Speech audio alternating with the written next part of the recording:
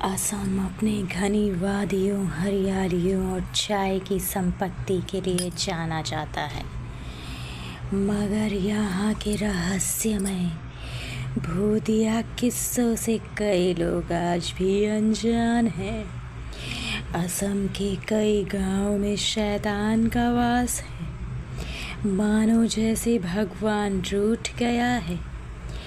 यह बात तब की है जब मैं 12 साल की थी। स्कूल की गर्मियों की छुट्टियों में मैं अक्सर अपने माता पिता के साथ अपनी नानी के घर असम जाया करती थी। मेरे नाना नानी असम में स्थित जोरहाट के एक छोटे से मोहल्ले में रहते थे। नानी के घर के सामने एक बंगला था जिसमें 5 लोग रहते थे। उनमें से एक थी माँ जी, जिनको लोग बहुत सम्मान देते थे। माँ जी को मेरी नानी से बहुत लगाव था, क्योंकि मेरी नानी बहुत अच्छे कपड़े सिलती थी। मेरी नानी में हर तरह के कपड़े सिलने का हुनर था। मेरे ज़्यादातर कपड़े वही सिलती थी। नानी माँ जी के लिए हर त्यौहार पे सलवार कमीज सिलती और उसके अंदर जेब भी सिलती।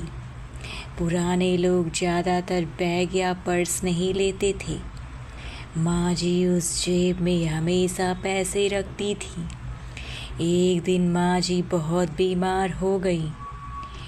उनके घर वालों ने उनका सही इलाज भी नहीं करवाया था। मेरी नानी भी माँ जी की सेवा करती तो उनके बेटे और बहू नानी को भगा देते। कुछ दिन बाद माँ जी की मृत्यु हो गई। मेरी नानी ने माँ जी के शव को उनके पसंदीदा पीले रंग का सलवार कमीज सिलकर पहनाया। अंतिम संस्कार से पहले पर नानी इस बार दुख में जेब सिलना भूल गई थी और फिर माँ जी का अंतिम संस्कार भी हो गया। 2 दिन बाद जब नानी ने सुबह अपने घर का दरवाज़ा खोला तो उनको साक्षात माँ जी दिखी, उसी पीले रंग के सलवार कमीज में। माँ जी ने यह कहा, देख मैं कैसी लग रही हूँ, इस पर तूने मेरे कपड़ों में जेब क्यों नहीं सिला? तुझे पता है ना कि मुझे जेब में पैसे रखने की आदत है। नानी बहुत डर गई और जोर से चीखते हुए हम सबको बुलाया। जब हम गए तब नानी ने बाहर इशारा किया, कहा माँ जी वापस आ गई हैं, मुझे अभी दिखी। हमने देखा तो वहाँ कोई नहीं था। हम सब ने नानी को भ्रम बता के माँ जी को भूल जाने को कहा। नानी आज जान गई थी कि वो माँ जी की आत्मा है, पर हमें कैसे समझाती। नानी को माँ जी की आत्मा अब हर जगह दिखने लगी थी, कभी पेड़ पर बैठी हुई तो कभी अपने बंगले के बाहर टहलती हुई। यह सब देख नानी बहुत डर गई। हमेशा अपने अकेले हमें बाहर घूमने को मना करने लगी। वाली नानी वही नहीं जानती थी कि खुद उनके ही साथ या भूतिया हादसा हो जाएगा। एक रात नानी की आंख रात के 3 बजे खुली।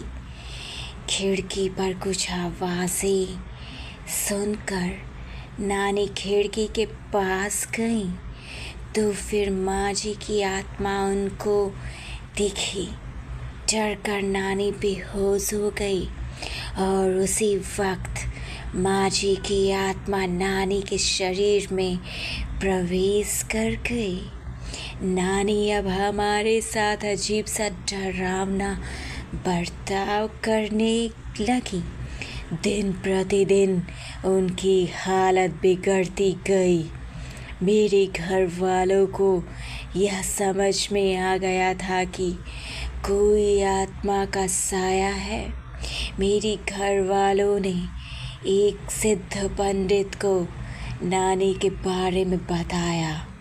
पंडित जी का कहना था कि अगर किसी की मृत्यु के बाद विधि पूरे नियम अनुसार ना हुई हो तो उसकी आत्मा भटकती है और अपने किसी चहेते के शरीर में वास करती है।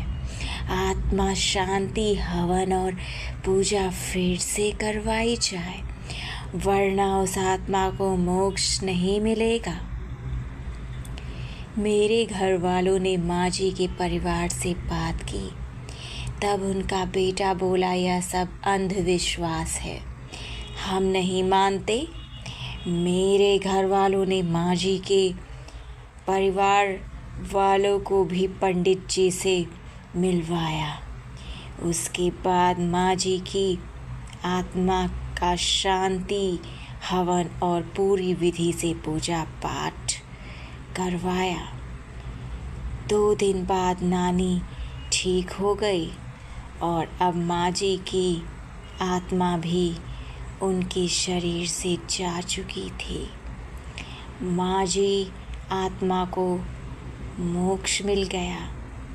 नानी की सेहत भी धीरे धीरे सही हो गई। मेरी गर्मी की छुट्टियाँ भी खत्म हो गई थी। नानी भी स्वस्थ हो चुकी थी। नानी की दुर्दशा देख मैं डर गई थी, पर नानी ने मुझे और मेरे घर वालों को तसल्ली देकर वापस खुशी खुशी भेज दिया।